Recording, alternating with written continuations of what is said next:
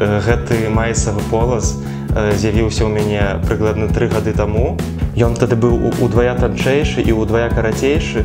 Змея – гэта такая жывёла, ціхая, спакойная, не адчуваеш яе. Яе можна пакінуць на працяглы час дома і можна быць упэўненым, што яна не памрэ з голаду. Кормім мы яе даволі рэдка, прыкладна раз на тыдзень, на 2. Але гэта вельмі лёгка распазнаць, калі яна хоча есці. Яна становіцца вельмі актыўнай. Калі яна не хоча есці, яна ляжыць на адным месцы, можа ляжаць суткамі, некалькі сутак на адным месцы. Мы кормім яе курыным філе, але каб разнастаіць рацыён, час ад часу купляем невялікіх мышэй або пацушанят.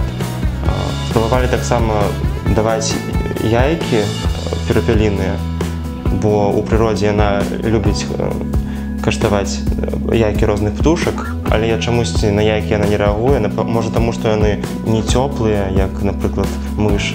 Яна даволі часта збягае з тэрарыуму, бо ён закрываецца не вельмі шчыльна. І потым яе вельмі складана знайсці ў кватэры, бо яна любіць хавацца ў нейкіх цёмных кутах і сядзець там вельмі доўгі час. Напрыклад, аднойчы яна запаўзла да мяне ў ложак і лягла на жывот. Кожны раз пасля таго, як яна паесць, яна скідвае скуру. І у мяне дома ёсць вялікая калекцыя скур, і па якім можна глядзець, адсачыць, як яна расла.